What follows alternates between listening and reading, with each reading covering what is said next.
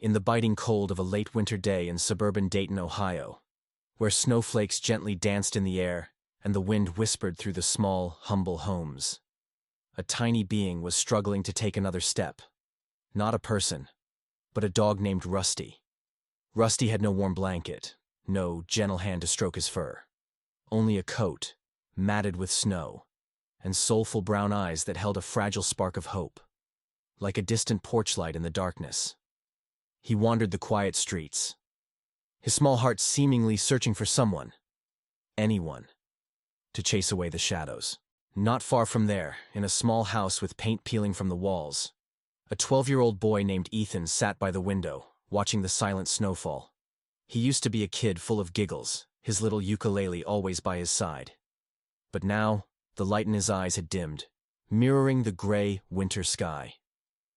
He lived with his mom, Emily, a supermarket worker pulling long shifts, her brow always furrowed with worry over bills. And his dad, Mike, a once skilled mechanic now out of work, carrying a heavy tension like the air before a storm breaks. They'd moved here after losing their home to debt, hoping for a fresh start, but carrying only the weight of broken hearts.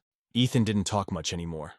He'd often lose himself in his phone, scrolling through TikTok videos of dogs, a flicker of light returning to his eyes whenever he saw a rescue. Sometimes, he'd scribble a vague outline of a dog in his notebook, as if trying to give shape to feelings he couldn't voice. One evening, after a grueling shift, Emily sat down, exhaustion etched on her face, scrolling through Instagram. A post from the local animal shelter appeared.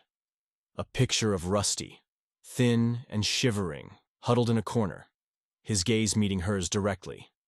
The caption read, "Rusty, 2 years old, abandoned. Who will offer him a chance?" Emily paused, a warmth spreading through her chest. She thought of Ethan, the bright, vibrant boy who was now fading, like a dying ember. Maybe, just maybe, a dog could rekindle that light. One frigid winter morning, Rusty tentatively stepped inside their home. He didn't bark, didn't flinch. He simply walked slowly toward Ethan and nudged the boy's hand with his wet nose, a silent greeting, as if to say, "You're not alone in this." Ethan looked down at Rusty, a soft glow returning to his eyes, like a street lamp cutting through the mist. For the first time in months, a small, genuine smile touched his lips. Fragile, yet beautiful, like a tiny bloom pushing through the frozen ground. But peace didn't settle in easily. Rusty began acting strangely. Every time Mike entered the room, a low growl rumbled in his chest, his tail held stiff, as if instinctively protective. He would often lie down right outside Ethan's door, his watchful eyes never leaving the boy. One afternoon, when Mike snapped at Ethan, his voice sharp with frustration over a late bill, Rusty let out a low, guttural warning, a chilling sound that startled Emily, making her coffee cup rattle. She tried to reassure herself. Rusty's just still adjusting.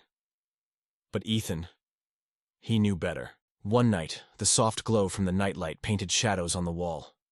Ethan pulled his blanket closer and whispered to Rusty, his voice barely audible. "You see it, don't you?" "You know." Rusty responded with a soft whine, his nose gently touching Ethan's wrist, where his hoodie couldn't fully conceal the bruises. Mike, the dad who once taught Ethan how to kick a soccer ball, was now a storm of unpredictable anger. The weight of their debt, the gnawing feeling of helplessness in a country grappling with rising costs, had twisted him into someone unrecognizable. Ethan stayed silent, terrified of their fragile family shattering, afraid that no one would truly care. One stormy night, rain lashed against the windows, and the house lights flickered, like a frantic heartbeat. Ethan forgot to put away his building blocks, a small oversight, but for Mike, it was the final straw. He roared, his voice cracking with raw tension. His hand shot up, and Ethan instinctively flinched, squeezing his eyes shut, wishing he could just disappear. That's when Rusty acted. He surged forward, a fierce growl erupting from his throat, and slammed into Mike's legs, knocking him against the wall. His teeth were bared, but he didn't bite. He stood his ground, a tiny, unwavering guardian in front of Ethan. Emily rushed in, a gasp escaping her lips. As she saw Ethan clutching Rusty, his torn hoodie revealing the stark, painful bruises. Ethan trembled, pulling a crumpled piece of paper from his pocket, his small hand clutching it as if it were a lifeline. It was a note from his teacher, detailing Ethan's withdrawal, his lost smile, the constant hoodie, the solitary hours. But what pierced Emily's heart was the shaky line Ethan had scrawled at the bottom. I still love Dad. I just want him to be happy. Again. Beside it was a simple drawing. Ethan and Rusty, paw in hand, with Rusty wearing a small, hopeful star. Emily held Ethan tightly, tears streaming down her face and into his hair. She realized that Mike hadn't just hurt their son. He was trapped in his own agonizing struggle. But her choice was clear. Protect Ethan. With trembling hands, she dialed the domestic violence hotline, her voice surprisingly steady.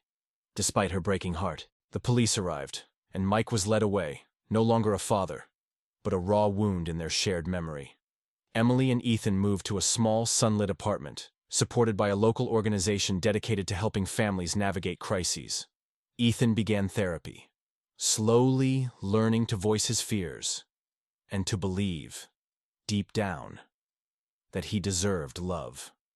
For every session, Rusty waited patiently outside the door, his bright eyes, a silent promise of unwavering companionship. Rusty and Ethan's story began to ripple outward. A short, heartfelt video on Instagram, showing Rusty curled up protectively beside Ethan on the worn sofa, was shared over 20,000 times. Comments poured in, from mothers who understood the crushing weight of helplessness, from individuals who had silently endured their own pain, and from dog lovers who wrote, Rusty reminds me of the dog who saved me from my own loneliness. One gentle spring afternoon, golden sunlight bathed the local park.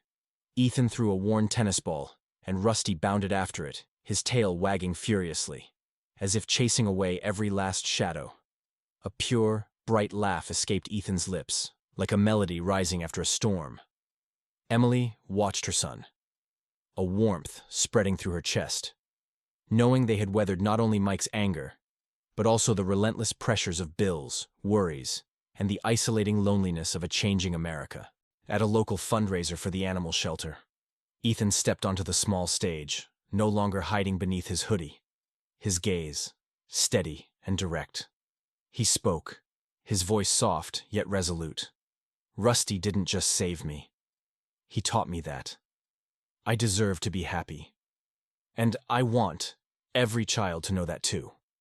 In 2025, more than 1 million children in the U.S. face violence within the very walls of their homes. But with just one listening ear, one small act of kindness, or a heart as brave as Rusty's, we can change the course of a life. If you're watching this, on your phone, your TV, your tablet, please share their story. Reach out to your local animal shelter. Or be the light for someone in the darkness.